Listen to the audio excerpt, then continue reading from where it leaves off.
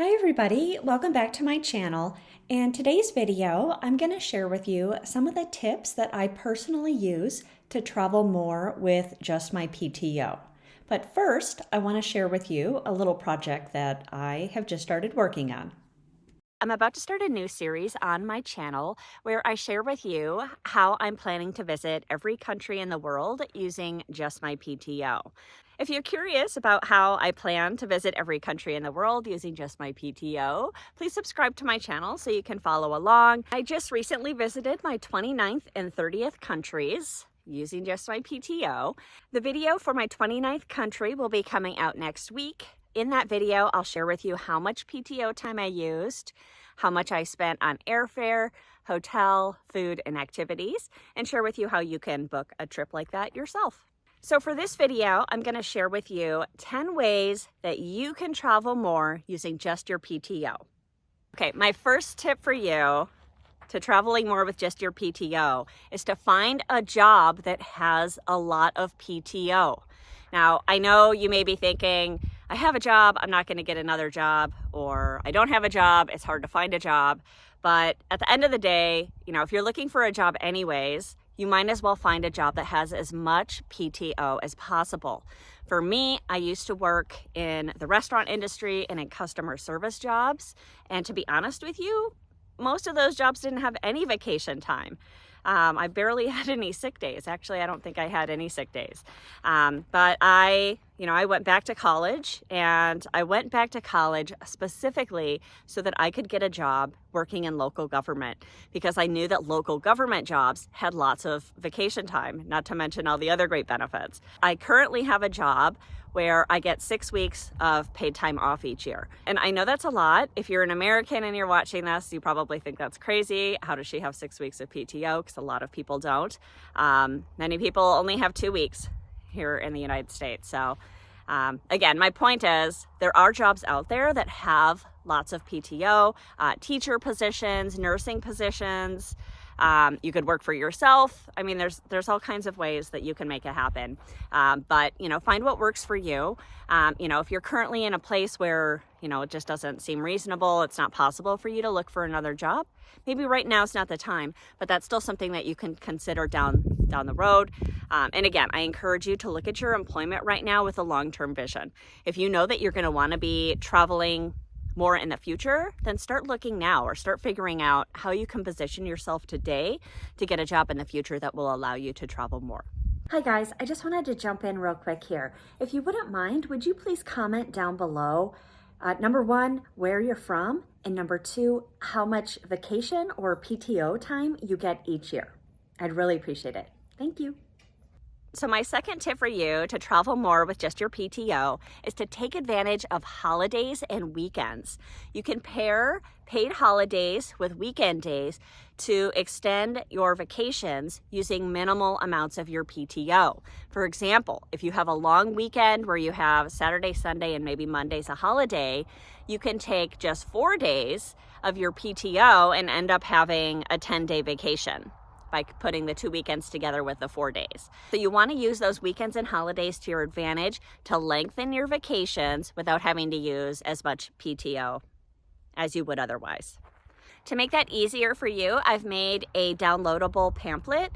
If you go to the description box, you can click on the link, and I'll send you a calendar for 2024 that includes all the holidays and weekends, and it'll show you where you can add just 1, 2, or 3 days to extend and have a longer vacation without having to use too much of your PTO.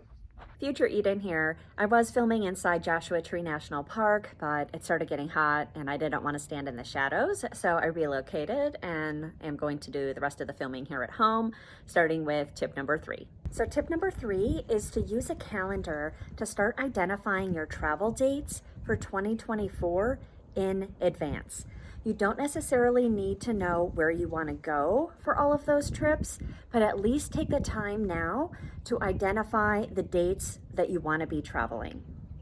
I find that identifying my travel dates well in advance helps me to better use my PTO because it gives me the perspective of the whole year, and I can see where I might want to remove days or add days, or where other travel opportunities might be that I hadn't thought of before.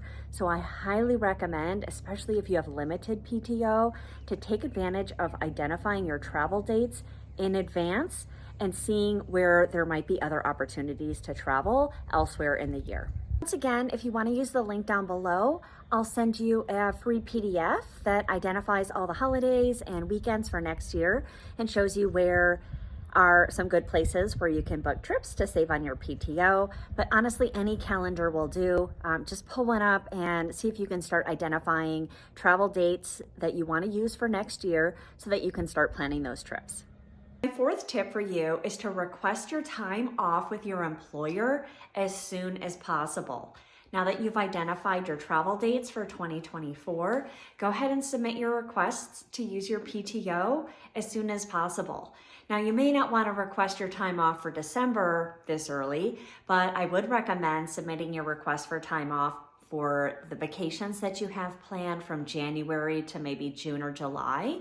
Get those put in so that you don't have to worry about competing with your coworkers for desirable travel dates, especially during the summer months. So yes, get your PTO requests in as soon as possible so that you can get to the fun part, which is planning your trips.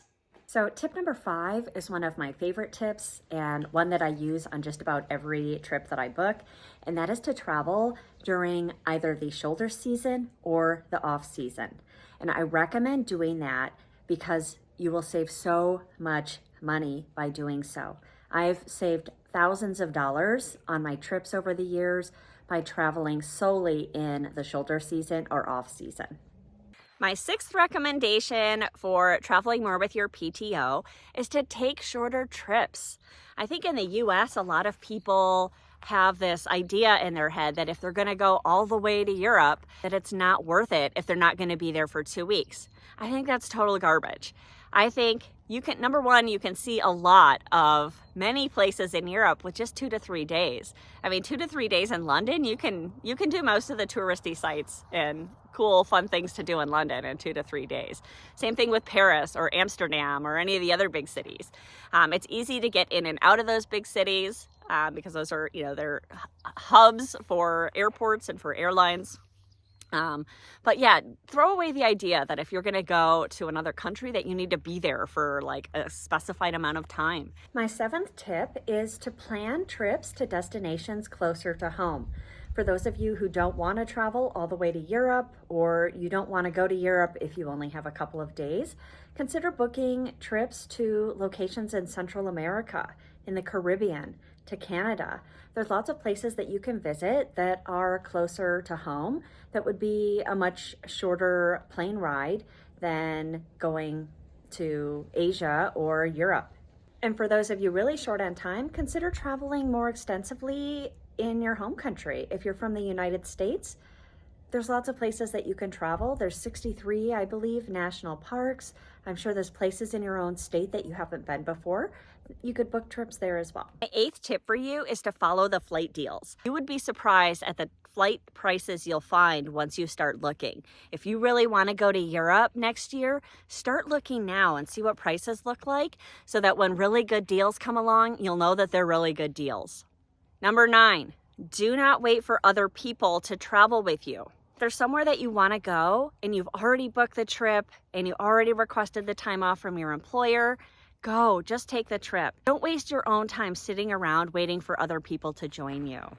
I promise you, solo travel will change your life. If you've never taken a trip by yourself before, just trust me. There are thousands and thousands of people that travel solo all the time, every day, everywhere. So don't worry about being the only one traveling solo somewhere. I promise you, there are other solo travelers out there too.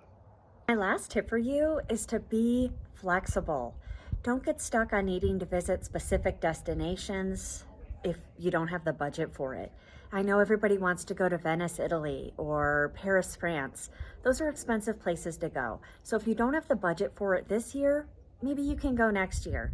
but don't let that stop you from making trips this year. There's so many unique, affordable destinations that you can travel. Just keep an open mind as you're planning your trips for next year. You never know where you might end up. And if you've made it this far, thanks so much for watching. I'll see you next week.